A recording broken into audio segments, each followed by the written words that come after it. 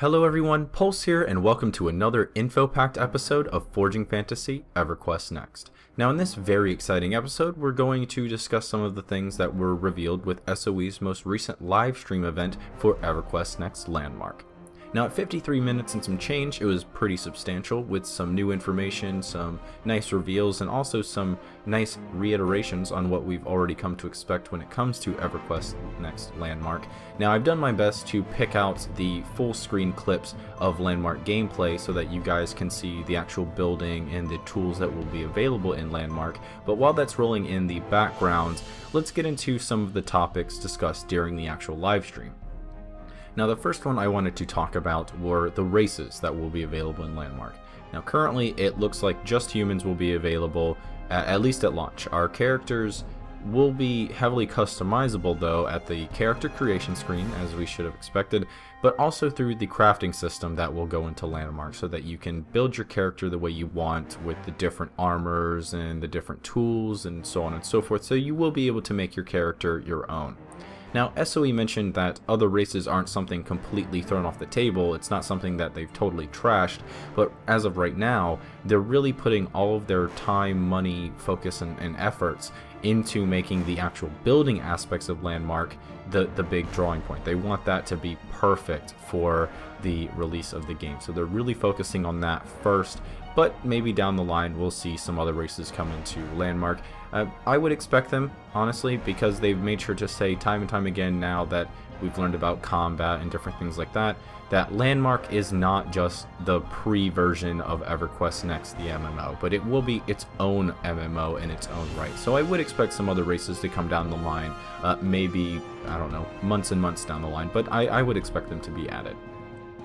Now another thing I wanted to talk about was SOE mentioned that they will be doing wipes for the alpha and beta clients, which nobody should have said, oh my goodness, this is weird. This is what we should all know to happen, but they made sure to say time and time again how the wipes that are going to happen while they're still in the alpha and beta stages aren't going to be 100% reset scenarios, and instead there will be still the semblance of progression for the alpha and beta testers, for the alpha beta players. So you'll be building your stuff, right, and you'll have your communities and your builds and your claims and all of that stuff. Those things will be reset. Those things will get wiped from existence, essentially.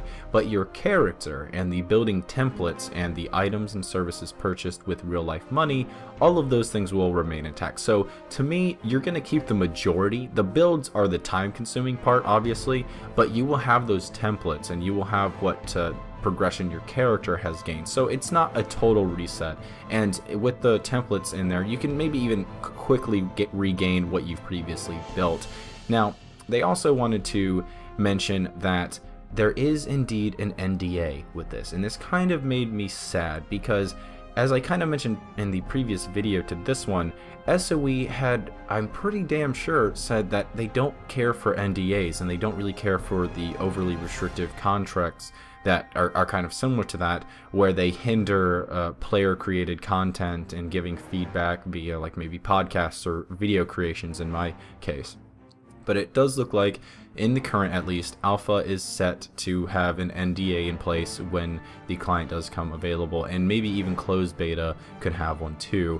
Now I'm not going to get totally up in arms at this because, one, this could very well change depending on the feedback from the players that are watching this game, and it could be a very short NDA as well. It could be like the very early adopters, the very first alpha players aren't allowed to show anything, and then after they've gotten the majority of the stuff ironed out for the alpha version of the game, they'll just go, oh no, we're going to lessen the NDA, hold on you guys, you can now show content.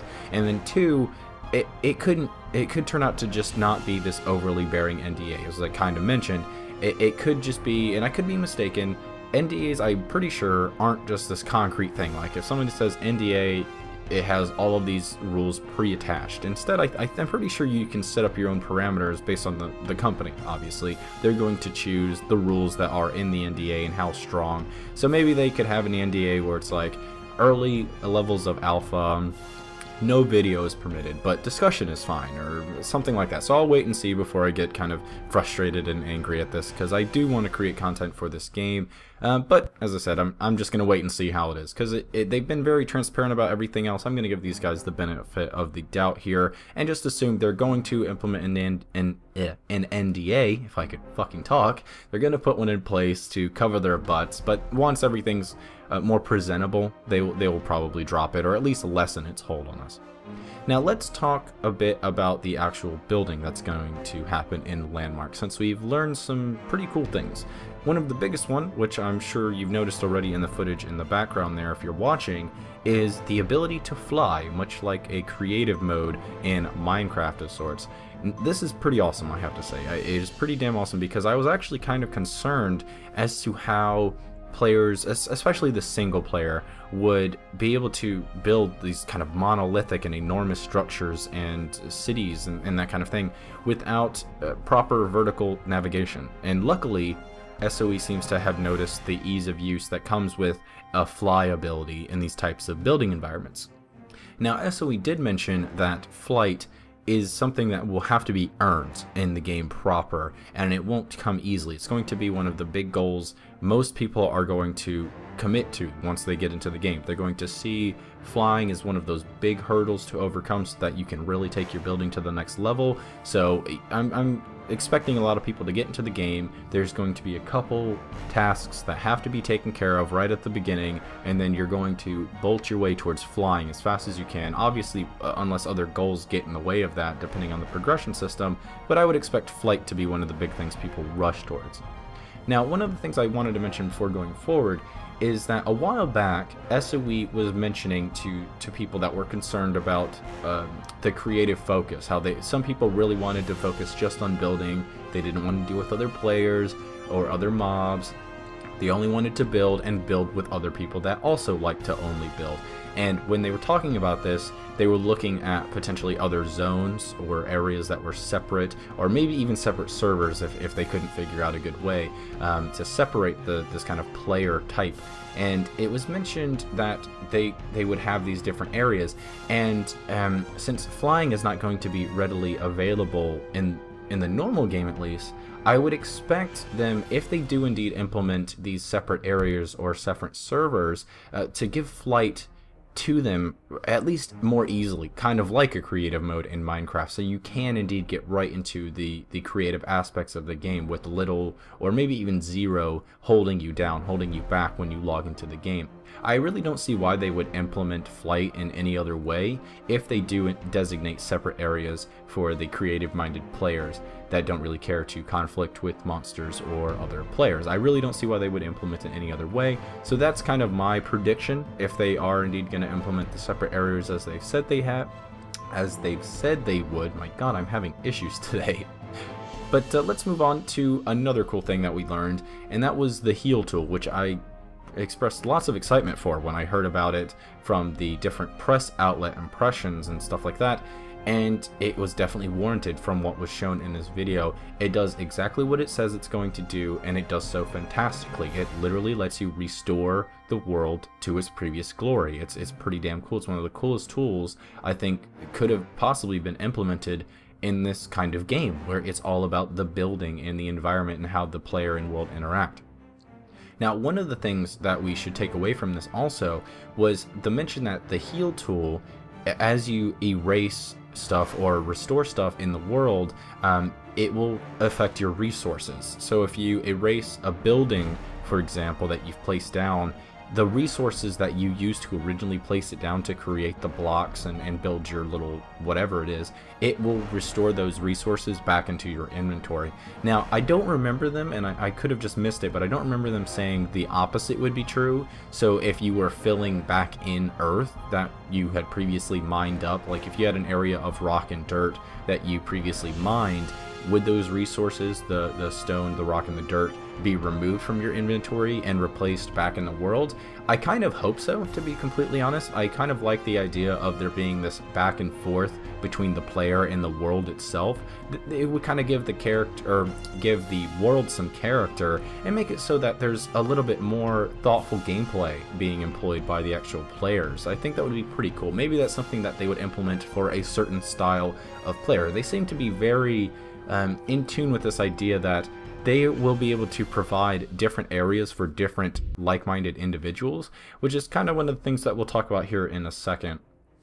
But first, let me mention that they also said we'll be able to craft numerous things. Crafting will be this huge part of the game. And they also made sure to mention that we will be able to create animated props, kind of. The example they were giving was a very simple one about how you could implement a door that would actually swing open and close. I mean, this is kind of what we should have expected. It's at least what I was expecting. I mean, hell, Minecraft has doors that open and close. I would highly expect a game like this, with the production values and just the overall progression that this game has over like Minecraft, I would have expected the doors and similar to just be a given. But they did make sure to say that, and you guys know I'm all for the concrete and the definitive when it comes to this stuff.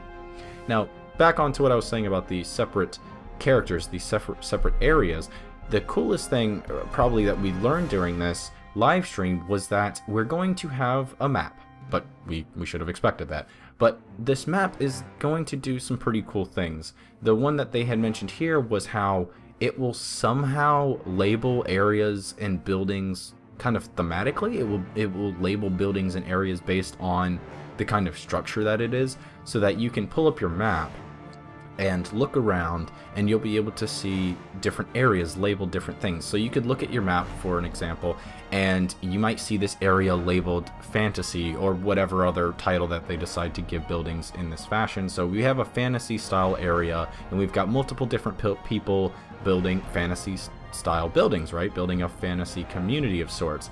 And you can see that marked on your map, and you can go there, and then sure enough there will be fantasy style players, and then you'll have different labelings for different themes and stuff. We don't really have any clarification as how this will work, but this seems really cool, and especially when you take into account the different game types, the different content types that are probably going to go into Landmark, because they mentioned like combat and maybe even PvP way down the line. And so I'm kind of assuming this map functionality will kind of progress and grow to show these content types as well. So you'll have a map by the end of it, by the time they implement a bunch of different game types and different player I guess preferences, we'll say, because there's the different building types and the different game types.